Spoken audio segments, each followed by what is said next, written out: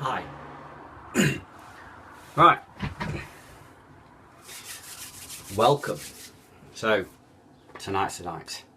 We're looking forward to this night. I wait to see some people come online and then we'll get chatting. So, I'm going to talk about my story of getting told I got Hodgkin's lymphoma. So, we'll start tonight. A couple of things I want to go straight off the cuff. You know what I mean? I'm going to put a big warning sign up. Warning. Yeah, big warning sign, guys. Not being funny. There will be tears. Okay. I've got my tear magnet ready. Okay. So bear with me. Okay. There are parts of the story that I will get emotional about. So you'll have to bear with that, but we will get through. Alright, but there we go. Okay, so I've got my little list here. So, oh, I can see everybody joining in. Okay, so we'll get started. Okay then, so it's going to be long. If you've got any questions, you know, hold them till the end. Okay, and I'll answer any questions right at the end. Okay. I'm not going to be soppy all the way through, you know what I mean, I'm going to pull the tears out, oh my god, you know what I mean, there are some points when I will get, you know, a bit tearful, but bear with it. Alright then guys, so I found out about the lump around about February time, and it wasn't anything noticeable to start with. All it was a tiny, I don't know if anybody can see, there's the actual lump itself, okay. And it was a tiny lump somewhere around about there. And the only reason I found out about it is when I was in the gym doing any weights or anything like that and lifted my arms up, I could feel something really just pushing against my neck. And you know, you're just like, ooh, bit of a bloke, you like, stop being a wuss, let's carry on with it. But after about a week of it, I started to get a bit like, So I had a word with Charlotte, and Charlotte says, look, get yourself off to the doctors and see what the doctors said. So I booked myself down to the doctors, being a bloke, you know, be like, hey, you'll be, it's gonna be a note. I said to the doctor, I says, look, I says, I'm not quite sure what it is. So he had a feel, he's like, oh, yeah, okay, there is a little lump. He says, but I'm not sure what it is, so I want to send you off to the hospital. So the appointment went off, and it must have been about 4, 5, maybe 6 weeks after that.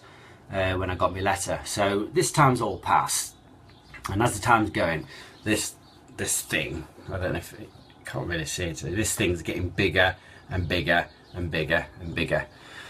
And as I'm going through the days, and yeah, oh no, this is getting worse and worse. And every time you lifted your arm up, you could feel this whole lump pushing against my throat. So I know in my own head that there's something not quite right for what, you know what your own body is. And I know that something that's solid, you know what I mean, is not going to be good. But, you know, you plough on, you've got strength, you've got belief that it's going to be something quite, you know, small. You know what I mean, I thought I'd popped a muscle doing a lot of weight training or something like that. So I waited for the appointment to come through. When the appointment came through to the hospital, I went in, and it was the ENT department, because they didn't quite know, you know, what it was going to be. So I sat in the doctor's chair, and the doctor says, right, he says, yeah, let's have a look at it. He says, right, okay, I'm not quite sure what it is. We want to do a what they call an endoscopy. Now, if anybody's had one, you'll know what this is. But if people that doesn't know, basically it's a little camera on the end of a little stick. Up your nose, down your throat, all the way down, so they can see the whole of your throat. And not the pleasant thing to have. I mean, it makes you gag and everything. And you know, trying to be a strong bloke, I'm like, I'll be alright. And the nurse says, no, you're going to need a tissue. I don't need a tissue. And sure be like, so pulling it out, wow, your eyes absolutely watered if there's no tomorrow. So he says, the doctor said to me, no, he says, whatever it is, it's not gone into your throat. He says, so I'm happy that there's nothing, you know, bad going off in your throat. He says, but I want to send for some more tests. He says, I want to send for an ultrasound, and I want some blood tests off you. So he says that appointment will come through. He says what I'll wait for, he says I'll wait for 3 weeks after you've had your ultrasound so we can get all the tests together and I'm not getting you in dribs and drabs. Right, fair enough then. So I went home, and I think it was about 3 or 4 days later I got the letter from my ultrasound. And for you who are on my Facebook, you've actually seen when I went for my ultrasound. I went into the room, waiting room, and I remember sitting in there and it was packed out, loads of people sat there, and I'd just come off a night shift and I was absolutely tired as anything, so I'm sat there with my eyes closed trying to get a bit of sleep. And the doctor called me in and he says, come on then, have a sit on the bench.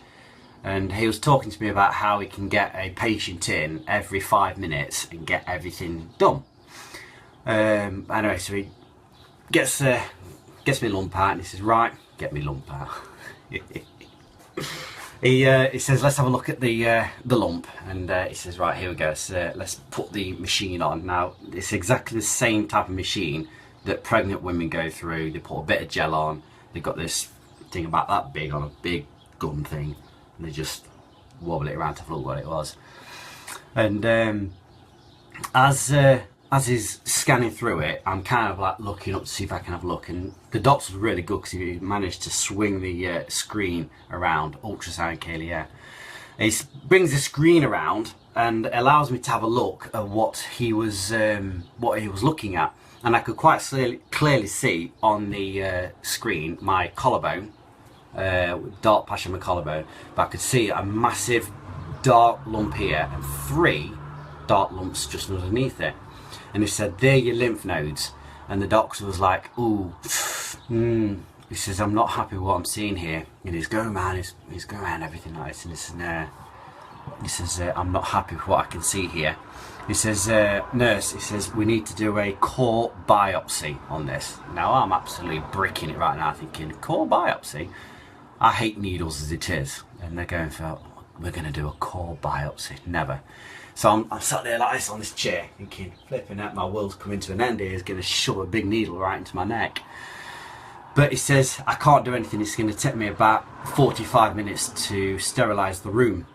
So the doctor's there in the corner with his nurse, washing the hands and sterilising all the equipment, put this big bag over the ultrasound machine, sterilised all that lot, put iodine all over my neck, sterilised my neck. And I don't know if you guys can actually make it out.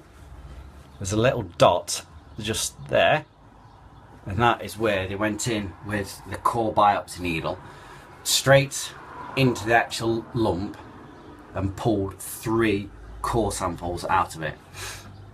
And if you was on my Facebook and you actually saw the day I came out of ultrasound, you've seen I got a big like a plaster type bandage on it. So that went off. Yeah, it was a big needle, Kayla. It was huge, it was a massive thing. So that went off, and I went home, and it was definitely ouch. Went home. About 3 weeks later, I get a phone call. Would have been around about the 12th of May. So from February to May is the actual time scale it's happened. So about the 12th of May, I get a phone call from the hospital saying, you know, we need you to come in, we've got the results back of your biopsy. So I sat in the waiting room, and at this time, unfortunately, my wife was in London on a conference, so she couldn't come with me on the results. Now, bear in mind, I'm expecting it to be, you know, like a blocked duct or something like that. I've got no idea what's about to come. 2 seconds. Bit hot. Got no idea what's about to come. So I took my mum and dad. Now we sat in the waiting room, and I weren't going to have them come in the room with me, but we just sat there chatting away, and you know, you're trying to be a bloke about it, I mean, laughing everything off. And I remember going into the room, and the doctor sat me down, and I got the head of ENT sat in the room. Now there's a couple of signs in the room that I noticed that wasn't going to be good. Like, there was 2 head nurses in there, the head of ENT, a box of tissues, you know what I mean, and there's 1 chair for me to sit on. So you sat there and you're thinking, now you know this isn't going to be good. But you know, you try and keep a brave face, you put a big smile on you, and you try and laugh. Well, I do, I laugh everything off, you know, everything's a joke to me. And so I sat there and I said, right then, doc, he says, give it to me. He says, yeah, we've got your core sample back. He says, unfortunately, he says, it's not good news. And that's when I kind of like sat back and went, okay. And he says, unfortunately, it's something called Hodgkin's lymphoma. And I'm like, oh, what's that? So he told me, he says, basically, it is cancer of your lymph nodes. So I'm like, okay.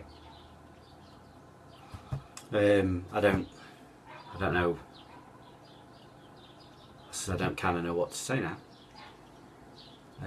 You know, all this time I've had this bravado about myself, you know, I mean, kept everything laughing and smiling and happy, but just for that minute then, I just sat and I just thought, me, got cancer, after everything I've been through in my life, you're having a giraffe, aren't you?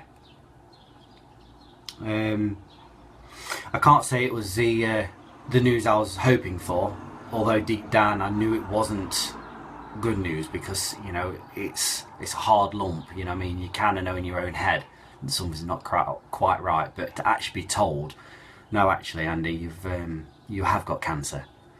It's like, you see these TV programs all the time about, you know, this big dark cloud comes over the top of you, and you know, you don't kind of know what to say. And it's true, you don't. You've got no idea what to say. You just look at him and like nod. And the doc says to me, he says, look, unfortunately, he says, I'm not a cancer specialist. He says, I can only tell you what we found. He says, but I've booked you an appointment with the cancer specialist tomorrow. And he says, can you make that? I said, of course I can make it. I says, I'll make it work. He says, but my nurse at the minute wants to take you out into the other corridor, and she's got some, I say corridor, into the other room, and give you some more information about what you've actually got. And he says, is there anything else I can help you with? Well, you can't really help with anything else, but, you know, as much as it is, thank you very much for, you know, what you've done up to yet.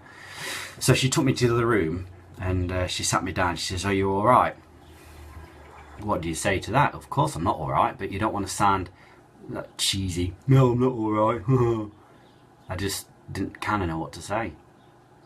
I was welling up. I was, you know, there was a couple of tears going down, but I was at the same time trying to keep strong, because I knew that I've got to get out of the hospital, get my mum and dad, get outside and get downstairs, and then try and break the news to Charlotte what I'd just been told. So I said, I got the information. We walked out into the waiting room, and it was packed, and my mum and dad was sat there, and I says, come on, let's get going. And quite ironically, my dad at the time says, oh, I just need to go for a wee. My eyes are like, you know when you've got them tears right at the bottom of your eyes, so you're like looking up so nobody can see you've got tears in your eyes. You're like, no, I'm fine. So my dad goes to the toilet, and mum sat there, and my mum's like, are you alright there, Andy? You alright? I'm like, yeah, yes, I'm fine. She says, is it good news? I says, it's alright. I says, but let's just get out. I just want to get out of here. And so my mum, obviously little to me, and she's looking up at me, so I've got my eyes like that, so she can't see. I've got tears absolutely building up in me. But my dad must have, it felt like he was in the loo for 20 minutes. Oh my God, that time stood still. And I'm thinking, for Pete's sake, just get me out of this hospital. Everybody, as far as I'm concerned, staring at me, because I just want to cry.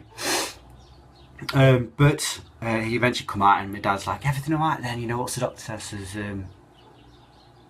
no, it's not alright. I says, but let's just, can we just get out of here, please? It's not good. I said, but I'll tell you all about it in a minute. I said, I just need to go. And you know when your mum, her face goes bright red, and you just look down and you're thinking, I'm not crying, and yet she's crying, or she's holding off tears, and it's like making me worse, to be honest. But I didn't want to tell her that.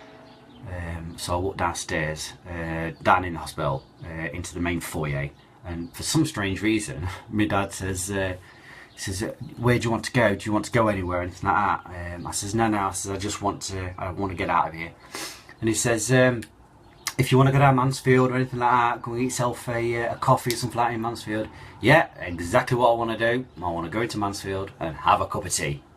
Now, I says, in fact, I do want a coffee from Costa. So I nipped to Costa, grabbed a coffee, explained to Mum and Dad exactly what's gone off. And then I phoned Charlotte up and had to tell Charlotte what I'd got. Was probably the hardest thing I've had to do, because I'm trying to be cautious because she's in London, and if I tell her exactly what I've got and she's travelling all the way from London back up here, how do you word that? I didn't know how to word it. So quite foolishly of me, I phoned her up when I was walking outside. So I got the wind batter in the phone, she got wind batter in her phone. Trying to exchange a conversation in that situation, it weren't the best idea.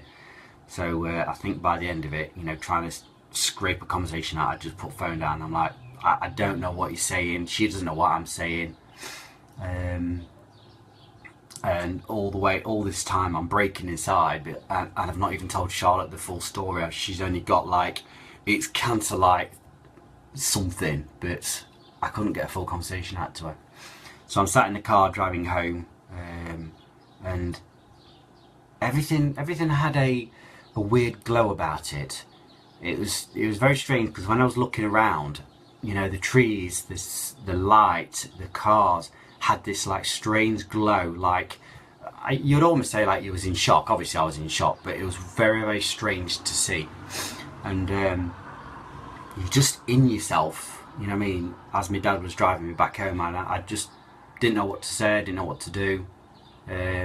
All in all, I'm trying to keep a brave face on, because that's just who I am. I do smile at everything, very little gets me down. But by the end of it, I got back home and my dad's like, do you want us to stay? I says, no. I says, to be honest, I just want some time on my own. And so I did the only thing that I know that keeps me head sane. I mowed the lawn. I just thought, well, what's the best way to clear my head? I'll just mow the lawn off it. So I mowed the lawn. Charlotte came home. We sat down. We talked about exactly what's gone off. I was able to tell a bit more detail about it. And we says, look, let's wait to the cancer specialist tomorrow, on the 13th. Friday the 13th, cancer specialist. What a day. Bad news, here you go, Friday the 13th, cancer specialist. So went off to the cancer specialist on the Friday, up in Clinic 15, floor 4. Really, really nice place, to be honest. Sat there, saw my doctor, and funny enough, his name's Dr. Jones, and one thing I got in my head was that song, Dr. Jones, calling. I just can't get that out of my head. Every time I see the doctor now, I just want to sing that song to him. But they took some blood out of me. I went to see my doctor, and he sat me down and he says, right, let's talk about what's going off. He says, he told me again it's Hodgkin's lymphoma. He says, let's have a look at what's going off. He checked all the other lymph areas and lymph node areas, and he says, I don't have any other lumps or anything like that. And as I explained in one of my videos before, part of the symptoms of Hodgkin's lymphoma is you get night sweats, you lose weight. There's a couple of other things. I did point them out in a video 2 days ago. But I'd got nothing, no symptoms, apart from this, whacking lump here. I've got nothing at all. But that being said, he says, you are, as far as we're concerned, you're at what we call a category A with no symptoms, and you're at stage 1, Hodgkin's lymphoma. So he says, I need to book you in for a what they call a PET CT scan, which means a proton emission test CT scan. And I had to go to City Hospital for that. As the letter came through a couple of days later, they had to do a lung function test on me as well to see what my, to see what my my lung capacity is. So I had to go to Kingsmill for that one, and that's where you get a machine, you blow till you've got nothing left in your lungs at all, zero, nothing, and then you have to take somebody back in and blow again. I mean, I'll go in purple. Charlotte sat in the corner watching me, and she says, I don't know how you continue to blow. Now just imagine blowing all your air out and the woman saying to you, keep blowing, keep going, keep going, keep going. I was like, I've got nothing left. And then when that's done, I had to go all the way over to City Hospital for a PET CT scan, and I'm not allowed to eat anything throughout the whole of the day. They inject a proton based dye into you, and it's like a sugar based dye, because the doctor was saying that cancers eat up a lot of sugar. So what this does, as they inject into you, anything else that's got cancer-like symptoms to it will get absorbed by this dye, and they'll be able to see it on the CT scan. Now, the CT scan itself, well, before I get to that one, I had to wait then an hour before they could actually test me, and I'm not allowed to talk to nobody, I'm not allowed to walk around, I've got to be sat in this room on my own for an hour. No doctors or nurses are allowed to come and talk to me. After the hour, the nurse beckons you through. She says, right, come and sit into this CT room, laid on this bed, arms above my head, and it's like a big donuts type machine, and it's got lots of images, cameras that rotate around.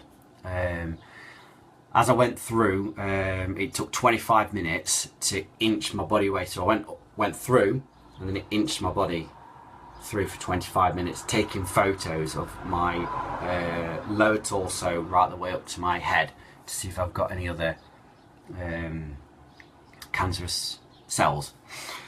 After that was done, they sent me home, and for 6 hours that night I wasn't allowed to be around any children or anything like that. I'm still radioactive, and apparently I have 2 years worth of radiation in that one day. So I was like Homer Simpson, a bit radioactive. Oh. So then I get a phone call about a week later saying it's Jackie from the chemotherapy centre. We'd like to book you in on Friday for your first session of chemotherapy. And I'm thinking, crap, have they seen something on my PET scan that's like got them worried and want to get me in? So again, I sat back down and I was like, Jesus Christ, it's going from bad to worse. You know what I mean? They've seen something that bad and they've got to get me in straight away. But no, she assured me, no, they hadn't even got my results back. She says, you've got to have chemotherapy irrelevant of the results. So we're just going to get you started. So I'm like, oh, fair enough, and I'll have that. But that day as well is when I'm due back to see Dr. Jones for my results of the PET scan and blood tests. So I gets back on that Friday for my results at 10 o'clock in the morning, and the doctor says, he says, right, we've got your CT scan. He's showing me the results, and apparently he's upgraded me to a stage 2 Hodgkin's lymphoma, because not only I've got the lump just there, but inside my chest, just below my collarbones, I've got 2 tiny cancerous cells growing. He says the treatment's the same. He says, but now we're just classing you as a stage 2. So I've been told that I've gone up a level. So that's, it makes you feel a bit worse off. Although he does say to you that I've got a 90% success rate of getting through this. So, I've got a really good success rate, but you still think on that, the dark side, thinking, I've got cancer and I can't believe it.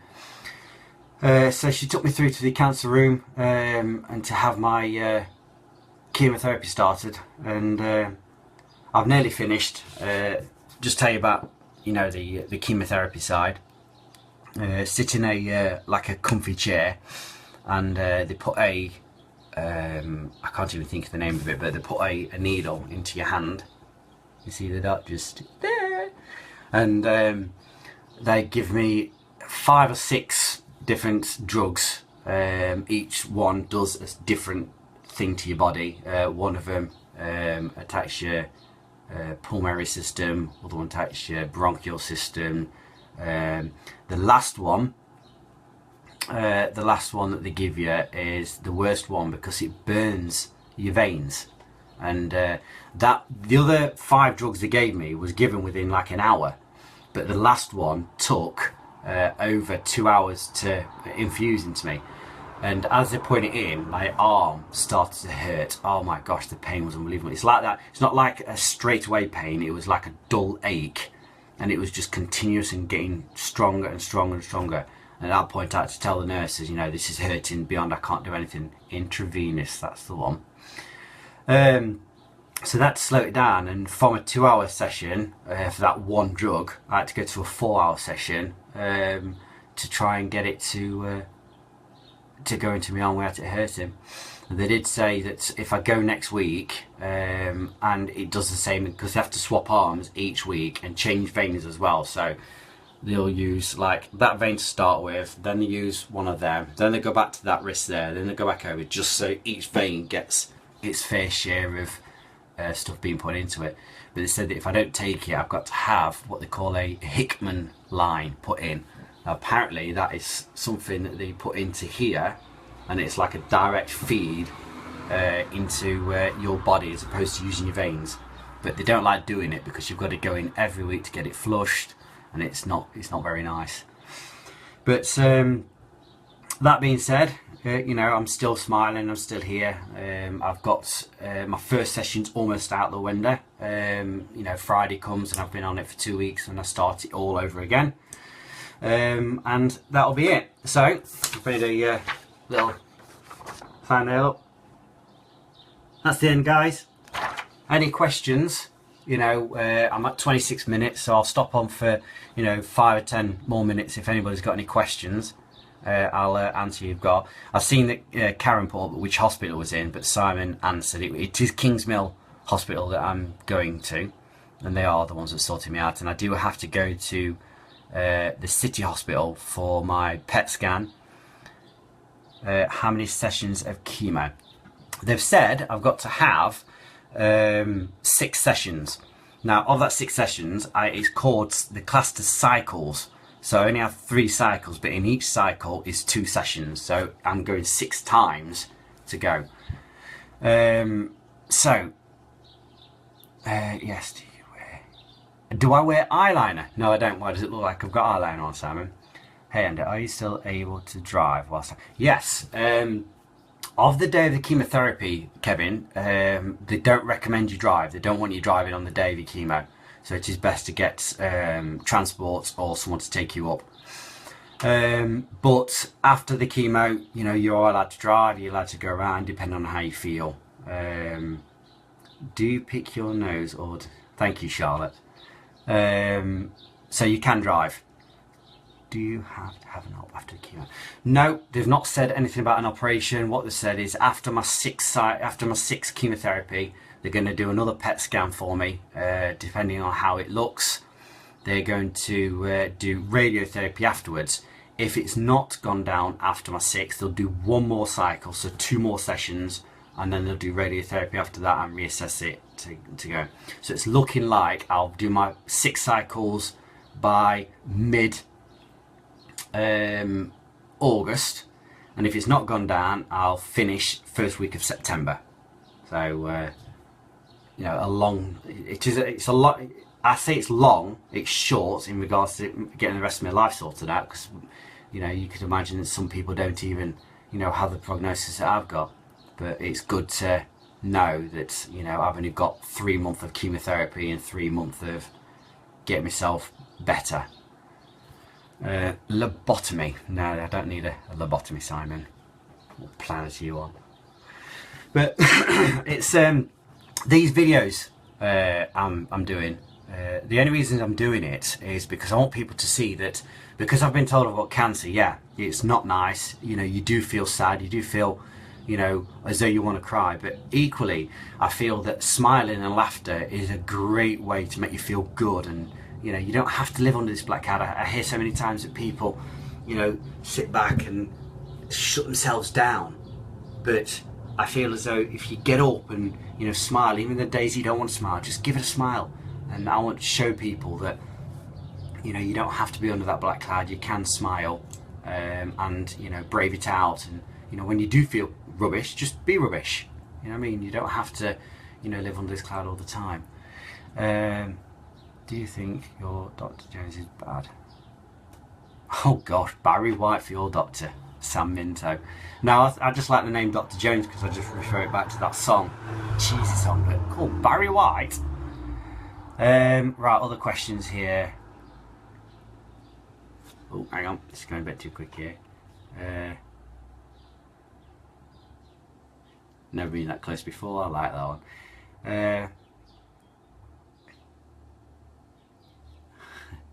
So I'm just reading these questions, I'm just reading what people are putting, so I apologise if I'm going quiet here. So Jane Eaton, when I heard you got cancer, you cried. Well, you know, a lot of people, you know, do cry, and I cried as well, and it's nice to hear that people are showing me support. You know what I mean? I know I've got a good friend network and family and people out there giving me support, and it's really, really nice to have that support, and it does boost you as well when you hear that people have got thoughts with you. It's really, really nice to have that, you know, network with you. Have I thought about setting up a Just Giving page to raise money for cancer? Kev, to be honest, Simon came over today and we spoke about it, and I hadn't thought about it because I'm shaving my head on Saturday, you know, because it's starting to fall out, and I want to be in control of it. I want to tell cancer I'm getting rid of my hair, not you. I'm getting rid of it. And Simon mentioned about it, so I think I might sort something out about it. Yes, I think I will. You're doing so well, babe. Message me if you feel. Oh, thank you very much, Tracy. It means a lot to me. So I'll give it 5 more minutes and I'll come off, because obviously I've been on for 31 minutes. I don't know what I'm going to talk about for 5 minutes now. I could talk about how good looking I am.